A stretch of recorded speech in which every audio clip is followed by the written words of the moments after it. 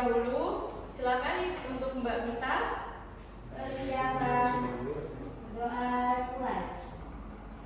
Doa selesai. Supaya kalian lebih bersemangat lagi, Ibu akan menanyakan video tentang menyanyikan lagu Garuda Pancasila. Ibu boleh minta tolong untuk berdiri semua untuk menyanyikan bersama-sama.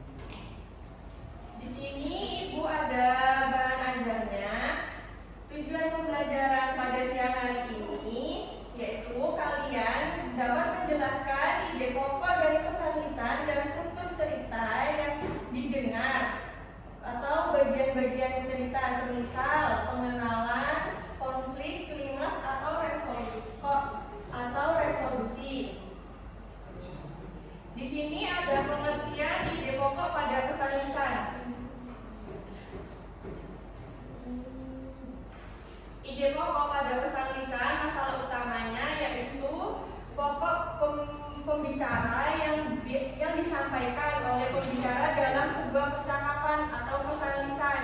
Ide pokok ini merangkum inti dari apa yang ingin disampaikan oleh pembicara dan biasanya yang terdapat dalam kalimat utama yang berfungsi untuk mengungkapkan gagasan yang paling umum atau utama dari seluruh isi pesan.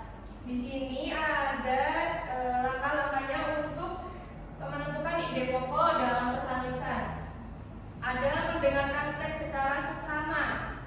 Jadi kita nanti mendengarkan, ibu menggunakan media audiovisual, nanti ibu akan menayangkan sebuah cerita, nanti kalian menyimak, terus kalian bisa mengetahui ide pokoknya dari cerita yang ibu tayangkan.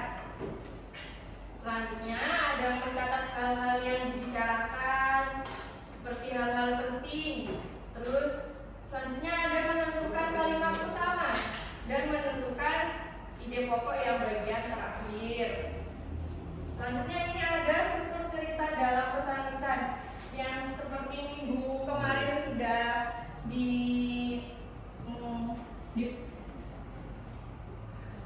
dijelaskan sama Ibu Ratna tentang struktur cerita, yaitu ada pengenalan atau orientasi, ada konflik, ada klimaks, ada resolusi. Itu kita ulang ya anak-anak. Iya, Baik. Selanjutnya Ibu akan menayangkan video pembelajaran tentang ide pokok dalam pesan lisan supaya kalian lebih memahami lagi apa yang dimaksud tentang ide pokok dalam pesan lisan tersebut, gimana caranya kalian menentukan ide pokok tersebut. Ide pokok dalam teks lisan. Ide pokok juga terdapat dalam teks lisan. Teks lisan merupakan pembicaraan seseorang atau hasil percakapan. Untuk menentukan ide pokok dalam teks lisan, kita harus memperhatikan poin-poin berikut. Yang pertama, mendengarkan teks dengan sungguh-sungguh. Yang kedua, mencatat permasalahan atau peristiwa penting. Yang ketiga, menentukan topik dan kalimat utama. Yang keempat, menemukan ide pokok dalam kalimat utama. Sekarang mari kita berlatih untuk mendengarkan teks lisan dan kita temukan ide pokoknya. Dengarkan dengan seksama nih. Mulai. Indonesia sangat kaya dengan keragaman flora dan fauna. Keanekaragaman hayati Indonesia bahkan termasuk 3 besar dunia bersama dengan Brazil di Amerika Selatan dan Zaire di Afrika. Jumlah spesies tumbuhan di Indonesia mencapai 8.000 spesies yang sudah teridentifikasi dan jumlah spesies hewan mencapai 2.215, terdiri atas burung, reptil, mamalia, dan kutu-kutu.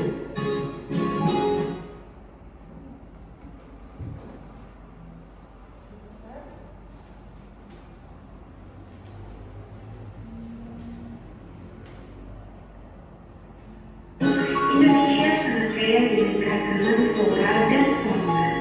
Kalian bisa mengulangi lagi bacaannya untuk berlatih nih, dan apakah jawabannya benar atau salah. Sekarang ayo berlatih, dengarkanlah teks yang dibacakan dengan sungguh-sungguh untuk menjawab pertanyaan yang akan diberi. Bangun akan membacakan, lalu kalian mendengarkan dengan sungguh-sungguh dan seksama ya. Mulai. Mengurangi sampah plastik. Pencemaran lingkungan yang diakibatkan oleh sampah plastik merupakan masalah lingkungan yang penting. Plastik merupakan sampah yang sulit diurai di dalam tanah. Mari kita bayangkan yang akan terjadi jika sampah plastik terus-menerus kita buang di tanah. Lingkungan kita akan penuh dengan sampah plastik. Kesuburan tanah juga berkurang akibat banyaknya sampah plastik di dalam tanah. Kita harus melakukan berbagai upaya untuk mengurangi sampah plastik. Yang pertama, saat berbelanja kita membawa kantong belanja sendiri yang terbuat bukan dari plastik atau kantong yang bisa kita gunakan kembali. Yang kedua, kurangi pembelian barang yang dibungkus dengan plastik. Yang ketiga, gunakanlah botol minum yang dapat diisi ulang. Dan yang keempat, jangan membuang plastik sembarangan dan membakarnya karena asap bakaran sampah plastik dapat membahayakan kesehatan kita. Ananda, kalian tadi sudah mendengarkan Tadi kalian sudah mendengarkan dan beserta contoh-contohnya tadi yang pada video pembelajaran Ibu tayangkan. Apakah kalian sudah mulai memahami tentang ide pokok pesan lisan? Sudah apa belum? Sudah. Sudah. Baik, selanjutnya Ibu akan melakukan kegiatan LKPD untuk mengukur ini ya, pemahaman kalian sampai mana. Ibu akan mengasihkan ini LKPD 1, 2, dan 3 jadi 1. Sebelumnya Ibu akan bagi kelompok. Jadi kelompok ini kelompok 2 dan sebelah sini kelompok 1. Silakan dibuka pada kegiatan pertama. Pada kegiatan pertama itu kalian menyimak video pembelajaran yang Ibu berikan. Disimak baik-baik ya anak-anak.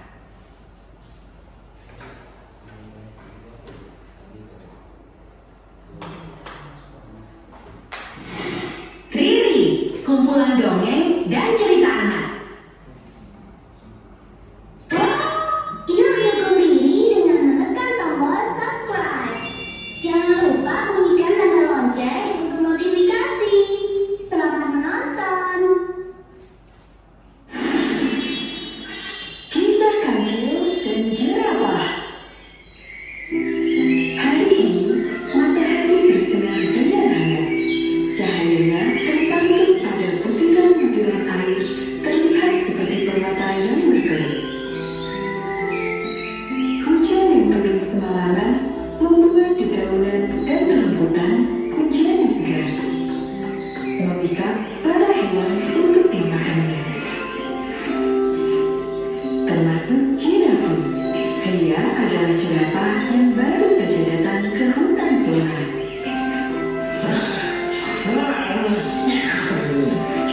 Enak sekali daun sini.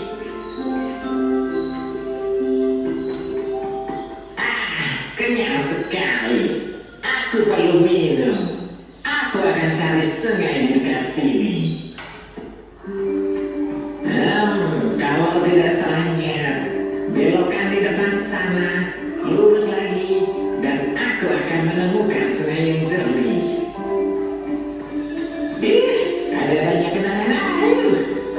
Aku harus berhati-hati. Kalau terinjak, kakiku akan gatal buatnya. Indah sekali bunga-bunga ini. Cocok dengan diriku. Aku suka hal-hal yang cantik. Tak lama kemudian, jirafu sampai di tepi sungai. Oh alah, lihat siapa itu yang sedang minum. Ada domba baru di sini. Hei baby domba, pergilah. Aku ingin minum di sungai ini. Mengapa aku harus pergi? Kita kan bisa minum bersama. Minum bersamamu? Tidak. Kau tidak pantas minum air jernih di sini. Carilah tempat lain. Apa maksudmu? Kamu kan bukan pemilik sungai ini. Aduh, masa sih kamu tidak paham? Lihatlah aku yang anggun ini. Tubuhku tinggi. Bulu di tubuhku bersinar. Tidak seperti kamu yang kecil, kakimu pendek, penuh lumpur. Apakah kau sudah mengerti? Bahkan kakiku saja lebih bersih daripada dirimu. Debbie termenung mendengar apa yang diucapkan oleh jirafu. Memang sih tubuhku kotor, tapi ini kan gara-gara kehujanan. Nanti juga aku akan mandi. Jangan diam saja. Sana pergi. Jerapah ini seenaknya saja sendiri. Aku tidak boleh kalah. Tidak mau. Semua berhak untuk minum air sungai di sini. Oh, rupanya kau ingin berdebat denganku. Tiba-tiba, jirafu menggosokkan kakinya ke badan Debbie. Aduh, apa yang kamu lakukan, jirafu? Wah, bulu domba ternyata bisa mengkilapkan kukuku.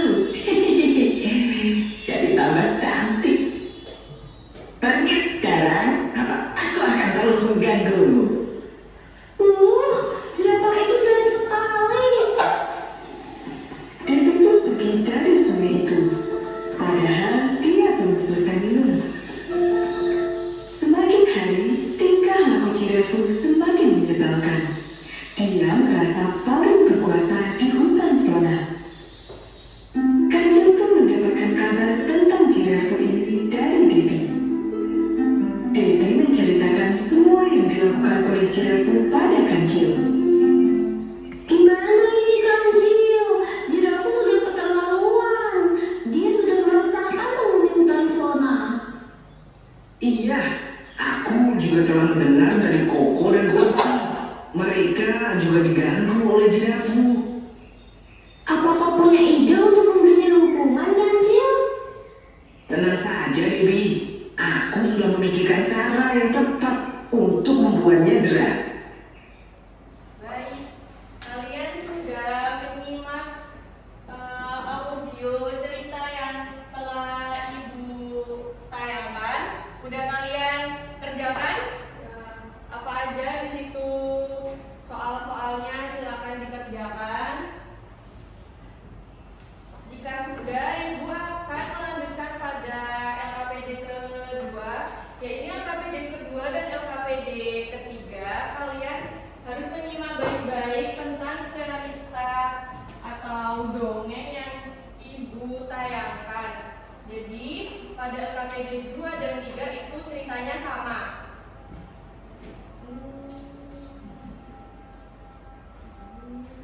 Bisa kita lanjut. Silakan buka LKPD 2 dan 3. Simak baik-baik cerita yang Ibu tayangkan ya.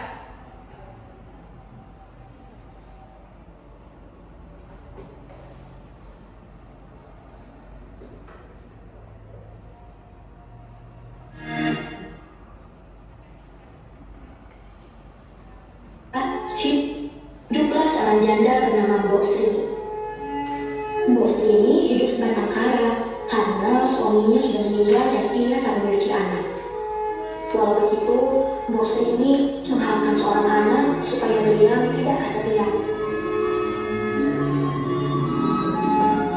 Pada suatu ketika, Mbok Sri ini bermimpi didatangi oleh sesosok raksasa di hutan. Raksasa itu menyuruh Mbok Sri ini datang ke hutan dan mengambil bungkusan yang ada di balik pohon. Mbok Sri ini terbangun dari tidurnya. Dia termenung memikirkan ucapan raksasa yang ditemui di akhir mimpi. Karena merasa mimpi itu adalah pertanda mukjizat, Mbok Sri ini segera pergi ke hutan. Dia datang ke balik pohon tempatnya biasa mencari kayu bakar untuk kebutuhan sehari-hari.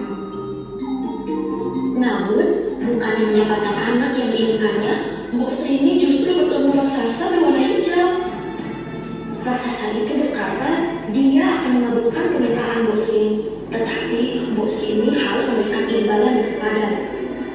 Raksasa ingin Mbok Sri ini membesarkan seorang anak dan ketika anak itu berusia 6 tahun, raksasa akan mengambil dan memakannya. Mbok Sri ini pun menyetujui ucapan raksasa. Raksasa kemudian memberikan segenggam biji timun emas kepada Mbok Sri ini. Raksasa menyuruh Mbok Sri ini merawat biji timun emas itu. Setelah itu, Mbok Sri ini segera pulang ke rumah untuk menanam biji timun emas pemberian raksasa. Sejak saat itu, Mbok Sri ini selalu rajin menyirami dan merawat tanaman timun emas. Biji timun emas itu mulai berubah menjadi pohon yang lebat hingga menghasilkan buah timun yang besar. Karena merasa timunnya sudah tumbuh, Mbok Sri ini segera meminta timun emas yang paling besar.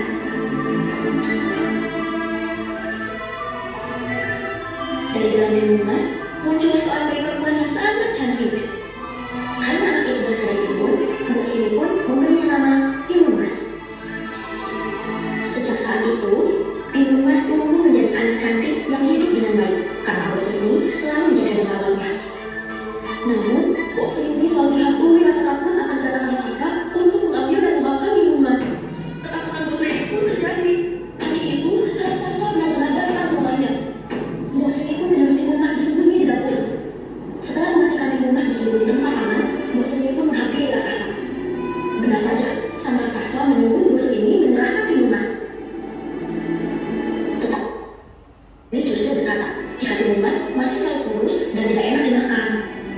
Mbok Sri ini juga menyarankan agar raksasa menunggu 2 tahun lagi. Raksasa pun mengiyakan ucapan Mbok Sri ini dan berkata dia akan datang 2 tahun lagi.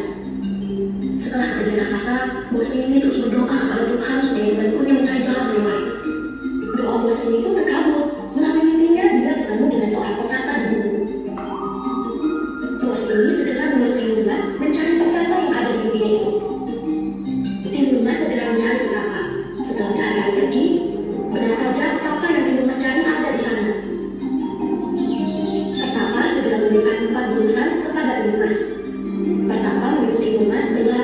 masa datang yang panjang, dan tim humas harus menyatakan lulusannya secara bertahap. Tidak terasa, 2 tahun sudah berlalu begitu saja. Raksasa kembali datang ke rumah bos ini untuk meminta tim humas. Raksasa sudah kehabisan kesabaran, dan dia memaksa bos ini menyerahkan tim humas. Dengan berat hati, bos ini pun memanggil tim humas untuk menemui raksasa. Bukannya memanggil raksasa, tim humas justru berlari secepat mungkin. Tim humas segera meletakkan satu bungkusan keramaian yang nyata berisi di timur. Ketika biji itu dilemparkan ke arah raksasa, seketika muncul timun yang sangat banyak, sehingga raksasa sudah bergerak. Namun, raksasa tetap mampu melepaskan diri dari sana dan kembali mengejar tim humas. Tim humas segera melemparkan bungkusan kedua yang ternyata berisi jarum. Jarum yang dilemparkan oleh tim humas seketika berubah menjadi kontrol timus yang melukai kaki raksasa. Namun, raksasa kembali berhasil melarikan diri. Tim humas kini melemparkan bungkusan ketiga yang berisi jarum. Di tempat yang dilemparkan, muncul lautan yang membuat raksasa tenggelam. Namun, Oke, setelah kalian menyimak video pembelajaran ini, sudah kalian jawab semua pertanyaan-pertanyaan yang ada di LKPD? Oke, perwakilan kelompok silakan maju 2 orang.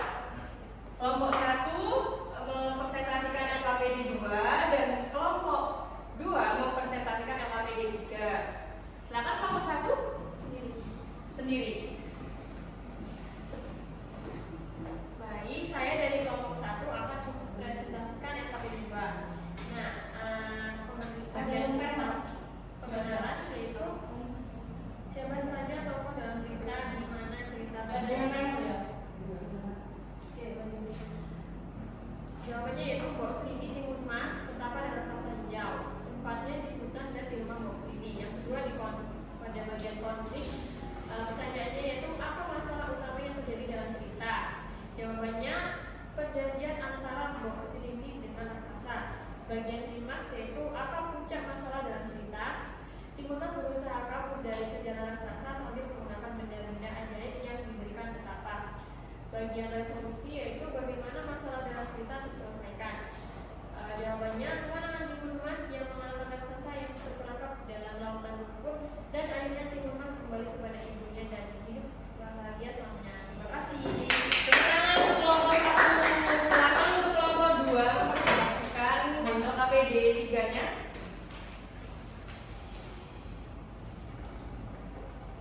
Bagian ini 3 ini. Oh, jawabannya Timun Mas dan juga kejelasan yang luar biasa dalam menghadapi situasi sulit. Ia mampu mengungkapkan benda-benda yang diberikan oleh Pertapa untuk mengelabui dan mengalahkan raksasa. Nilai ini mengajarkan kita pentingnya berpikir kreatif.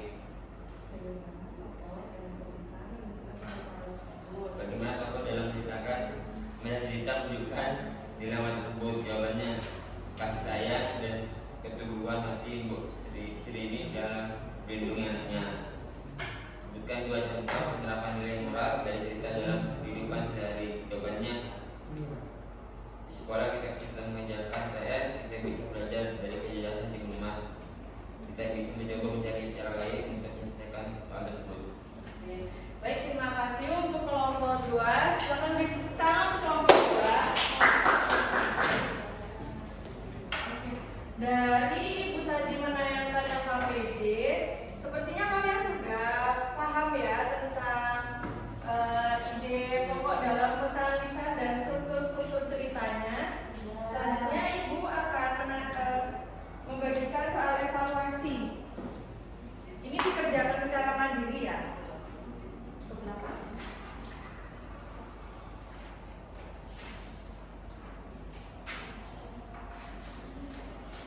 Soal evaluasi.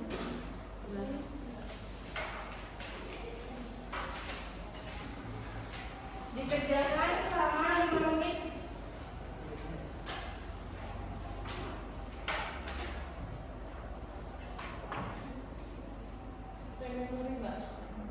Apa sudah?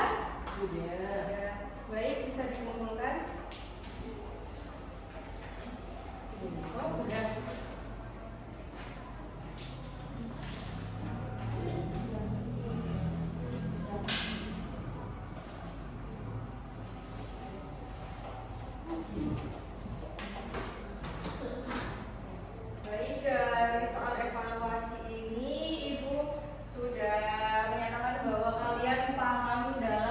pembelajaran pada siang hari ini.